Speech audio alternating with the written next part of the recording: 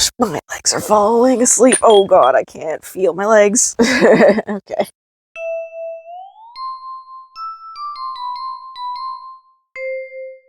Hello, my name is Heather. Welcome back to my channel. Thank you so much for joining. You know the spiel, you've heard it from a bunch of people, but the whole liking and subscribing thing, if you would do that for me, I would really appreciate it. It would be really helpful and help me grow my channel, which is the goal. This is the Get to Know My Perfume Collection tag. This tag was created by My Scent Bouquet. The person who I saw do this tag was simply Aisha, who encouraged folks to do it. That's where I got this from. So I'm just going to go through and answer some of the questions here, and maybe you'll get to know my fragrance collection a little bit more. The first question is the newest fragrance in your collection. So this is Maison de Parfums Maison d'Arabie Musk Gold. This is brand new to my collection. I just literally received this in the mail yesterday. FragranceBuy.ca is in a lot of my perfume groups. They held a giveaway contest within the group. I had no idea what I was getting and no idea what it was going to smell like. So this is a very like powdery rose. It reminds me a lot of Delina Exclusive. It's a powdery rose. It's got like a sweetness to it. Yeah, it's really pretty. It's not incredibly strong yet, but I feel like this might be something that I need to let sit for a bit. But I'm pretty pleased with this win. So this is thanks to FragranceBuy.ca for holding a contest that I won. This is Maison de Parfums Maison d'Arabie Musk Gold. The next question is, what is the oldest fragrance in my collection? Anything I had prior to starting my collection actively in 2020 during the pandemic, I've completed and I no longer have. But this is one of the first things that I purchased. This is Britney Spears. This is Midnight Fantasy. You can sort of tell on the screen. I'm about halfway through this bottle. This is one of the big 100 ml bottles. These are very, very cheap. Honestly, I think a lot of Britney Spears fragrances are really great. The immediate notes that I pick up on this are like a sweet, fruity plum. This works for me in all 4 seasons. Yeah, it's really, really great. I picked a good one when I was first starting my collection. And yeah, this is a celebrity scent, but it is a really, really great one. And you can get it for really cheap. I really honestly don't think there's any reason to not have it in my collection. I quite enjoy it. So that's Britney Spears Midnight Fantasy. Third question is, what is the most expensive fragrance in your collection? I could have answered this a couple of ways, but I decided to answer this with what did I spend the most money on?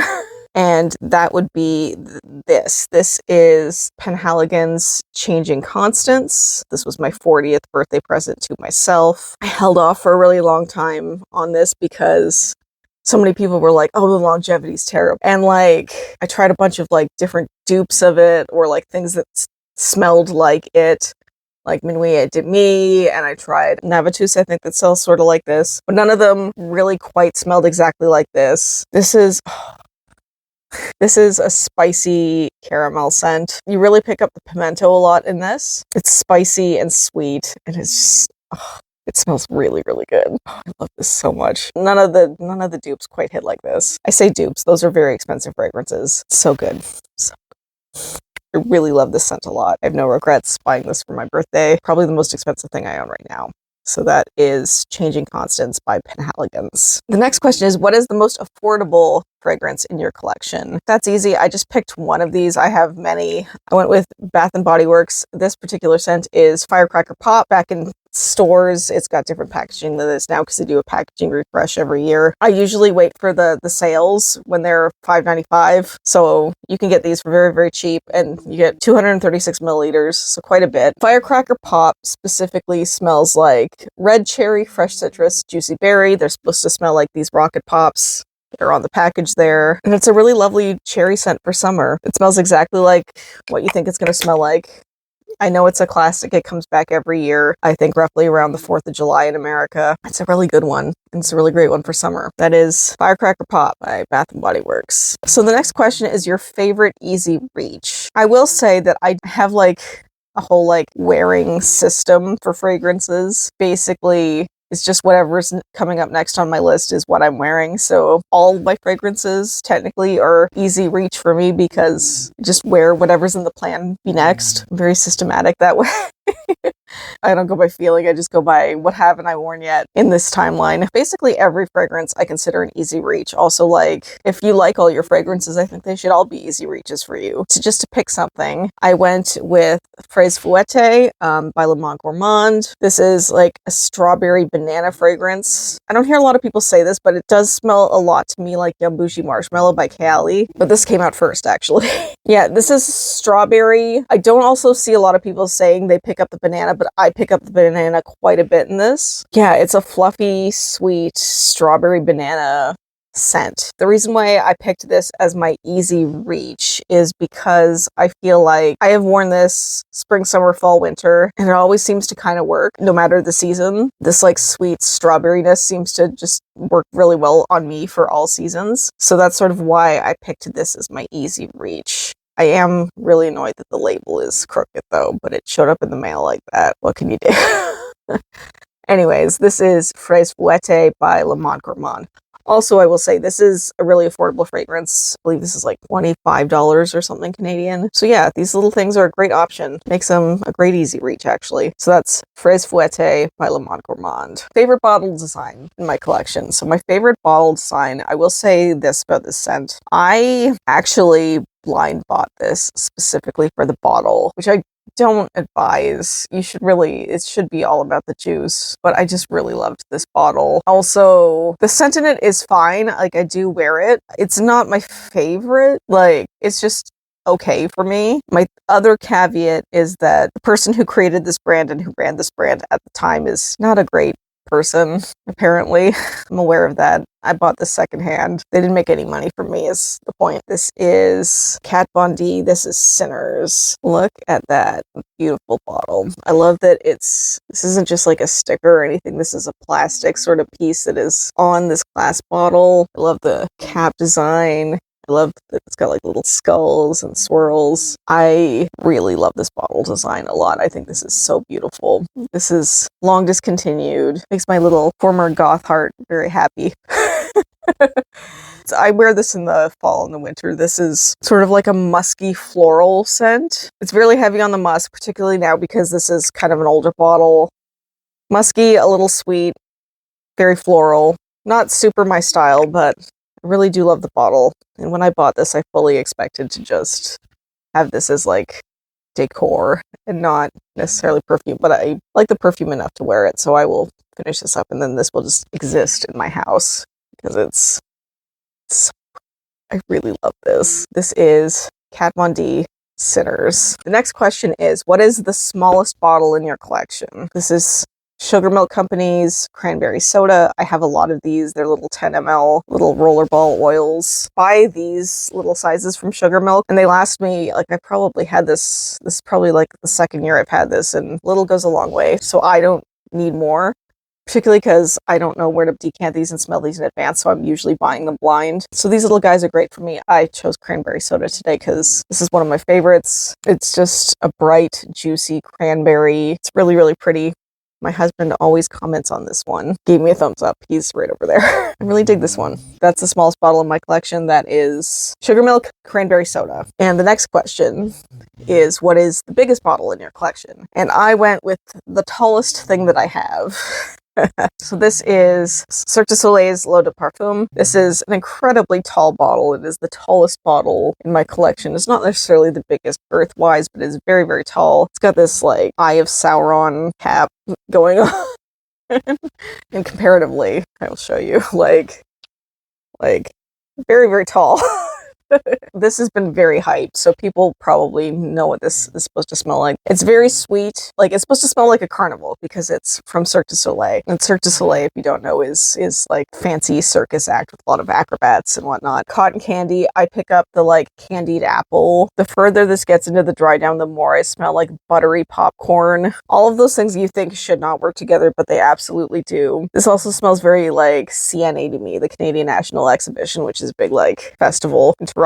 It's just so wonderful. I really enjoy this scent a lot. This is Cirque du Soleil L'Eau de Parfum, the tallest bottle in my collection. So the next question is, what scent has the best memory association? I didn't really know what to go with for this, but follow along with me. This is Mochi Glow's Melon Milk. This is a limited edition scent. I went with this because this is designed to smell like Melonas. They come in like, I think 5 different flavors or something. The ones that I like are the green ones, which are melon flavored. They're like these like soft melon ice cream. They're delicious. And the reason why I picked this for best memory association is because I have severe food allergies. I'm allergic to peanuts and tree nuts. They have started putting may contain traces of nuts warnings on Melonas, so I can no longer eat them, even though I love them. And now all I get is I can smell like them. So that's why I said best memory association, because this is all I have now. I cannot eat these things anymore, but I can certainly smell like them. And it's just like a creamy melon scent.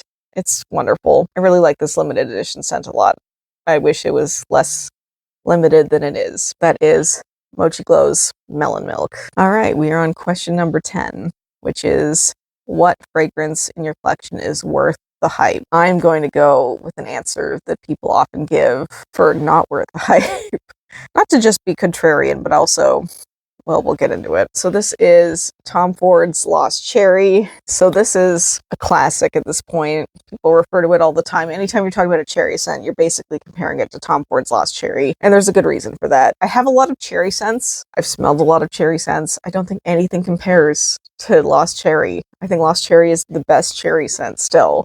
Even still, it's bright and juicy and also has like this like feeling underneath it, like this like gourmand undertone. Usually when I put this on, my husband says it smells like apple pie, but it's got like the gourmand underness. It's just really delightful. And people will often say that it is overhyped because this is a very, very expensive fragrance. Also, people really complain about longevity on this. This is my rant about asking reviewers or anyone else about longevity, is that you have to test things on yourselves. People talk about skin chemistry. Skin chemistry is a short form, but really it's about like things like what environment you live in. Like, do you have all 4 seasons or not? Like where you live in the world.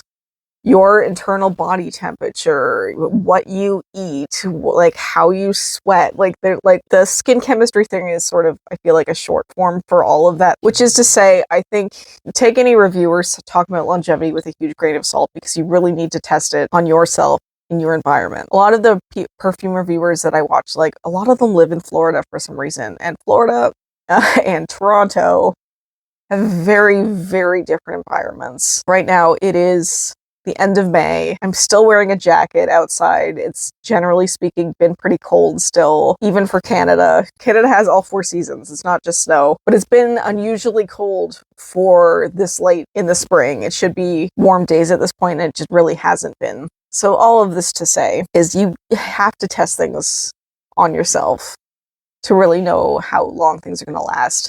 And for me, Lost Cherry, I get like 6 to 8 hours out of Lost Cherry. I don't have any problem at all with the longevity on this. This is the fragrance that I do think is really worth the hype. It's the best cherry scent I've ever smelled, even still. Anyways, this is Tom Ford's Lost Cherry. Okay, obviously I'm not going to have a fragrance in my collection that I don't think isn't worth the hype, because I wouldn't have bought it. My answer for that is going to be this. It's going to be Giardini Toscana's Bianco Latte, Hear Me Out. I'm going to say it's not worth it, not because that scent is a caramel scent. It does last a decently long time. It has good projection. There's a certain way that caramel and tonka bean is done that makes my nose tickle that I don't like, so it's not for me. The reason why I'm saying that this is not worth the hype, even though I think it is a good fragrance and a lot of people will like it, is because there are so many dupes of it at this point. Dupes or other fragrance companies using that caramel DNA in their fragrance. So there's just so many scents that smell like this right now. So I don't think if you were looking for this fragrance profile, you need to buy specifically Bianco Latte. That is the one thing. The second thing, this is going to sound so like hipstery. I had a decant of Bianco Latte before it was cool. By that I mean like it was still in Europe. It wasn't available in North America yet. I'd heard about it someone had it. I got a decant, and it was a very, very strong scent, and I really liked it. I used up that decant, but then I was like, oh, I can't really find this in North America, so I'm just gonna go with something else, a different sort of caramel, which I did. And I bought that, and it's great, whatever. Then Bianco Latte exploded, as it did, you all know. Someone, as part of a Christmas exchange in some of the fragrance groups I'm in, someone sent me a 10 ml of Bianco Latte. So I was like, okay, great, I like Bianco Latte well enough. I've smelled it before, and that decant was so different and so much weaker than the one I had smelled from Europe. And I don't know if the quality changed or what, or if it needs to just sit versus not sit and macerate. I don't know. That decant was so different from the original one I smelled. So, like, I don't know what's going on there. Just that's just my experience with Bianco Latte. I don't love it. I don't love that so many things smell like it. I mean, I used to like it fine, and so many things smell like it now, and I'm just sort of sick of that. That's my very long, convoluted answer for being not worth the hype. I just think you can get any of the dupes or anything and get that same scent profile. The next question is your favorite fragrance from your favorite house. I will say, I don't really have a favorite house. I've said this before where I sort of think, to me, it is more interesting if a house has a lot of fragrances that smell very different from each other, and I shouldn't like everything from a house. I should only maybe like one or two things from a house, and everything should be, I think, different enough from each other that I don't love everything. I don't know. I feel like it's kind of weird when a fragrance house, everything smells kind of this, has like a similar vein. That's weird to me. So I don't really have a favorite house, but I'm going to show you my favorite scent. And this is going to be, I don't know if it's going to be controversial or not. Here we go. Anyways, this is Kayali's Eden Juicy Apple 01. This is my favorite scent, even still. I had a decant of this from Sephora, or like a little sample from Sephora that I'd gotten with an order. This is what really actually got me further down the rabbit hole in terms of fragrance. I was just sort of starting to get into it a little bit, but this is what really A, got me, and B, it just smells so good. And I know like some people like compare this to a body spray, and there's some people who really love this, and there's a lot of people who really don't. It just smells so like happy and juicy, and it's like really my ideal fragrance. I will say that a lot of people will wear this in the spring and summer. I highly suggest trying it in the fall and winter. To me, it smells different in each season and always smells good, but just different. In the summer, I pick up more of like the berry sweetness. In the fall and winter, I pick more of like the like green apple fruitiness. I think it's really, really lovely. I really love this scent a lot. And it's just all the good things in my brain. I love this scent so much. This is Kayali's Eden Juicy Apple 01. Next question is your most used fragrance. Well, this is the answer. So this is Ariana Grande's Sweet Like Candy. I've gone through a couple of bottles of this at this point because this is part of my post everything shower routines. I'm wearing this scent at least once a week. It's just like soft and marshmallowy and berryish. And I usually pair this with Sol de Janeiro's Cheirosa 68. I usually wear it with. I don't actually usually even wear this outside of the house very much. Reminds me of being like clean and cozy and all of the things. So this is the scent I wear the most, simply statistically because of that. So this is Ariana Grande's Sweet Like Candy. The next question is, what is your favorite celebrity scent? And I had a very easy answer for this. This is Billie Eilish's Eilish #1. This is like a vanilla cocoa scent. I didn't pick up the berries until it really started sitting for a while after. So I've had this bottle for maybe like a year or two now. Now I'm starting to pick up the berries more. So it's got like berries and cocoa. It smells to me like when you're making brownies, like the brownie batter. It smells like that to me. It's just so good. I really love this scent a lot. And it lasts a long time. And I think this bottle is really, really cool. I really love this design. This is a really great fragrance. That is Billie Eilish. Eilish #1. My top 3 favorite perfume notes. I will say this. I grew up on Bath & Body Works Cucumber Melon. I am of that age where that is a thing. I will always find cucumber notes interesting. I will always find melon notes interesting. Watermelon, antelope, all of those kinds of melons. I will always find those interesting. I will always want to smell those fragrances. So cucumber, melon. I will also say, man, there's lots of notes I like. I've talked about this before. I'm always on the hunt for cranberry scents, and I will always want to smell those fragrances too. 16. A perfume you hate. I mean, there's lots of things I don't like, but there's lots of things that I know I'm not gonna like going into it. Like I really like I think if you've seen any of my testing diaries, you know that like I really don't like orange blossom and neroli.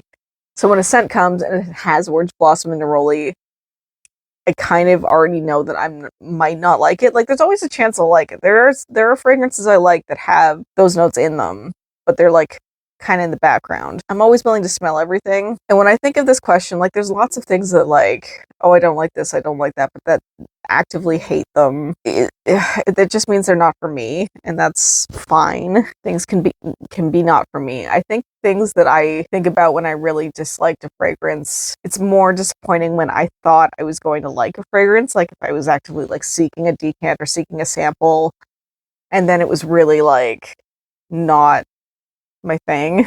It's those situations where I'm like fragrances come up for me. So I'm gonna tell this story in regards to a fragrance I dislike. I will tell you a little story.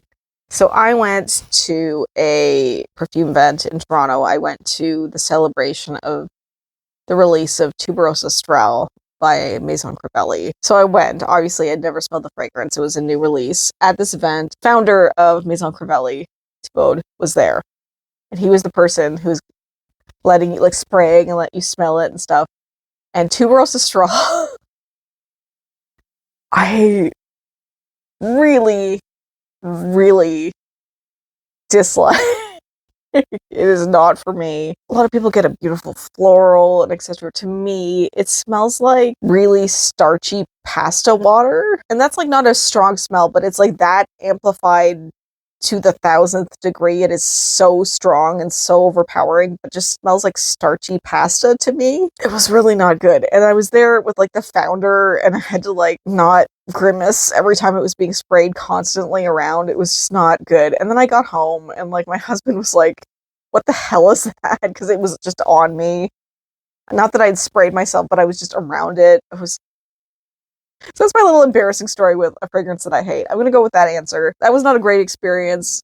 If you like a Tuberosa Strahl, that's fine. It's just not for me. I don't get anything out of it. The next question is best clone. I will say I don't, generally speaking, I know there's like, particularly on TikTok right now, there's a huge debate going on whether like dupes are stealing art and whatnot. I'm not usually a fan of dupes. I'd rather just get the original and try to get decants of the original. That's just my opinion. You don't need to share it. That's fine. You do you. Don't. There's no judgment here.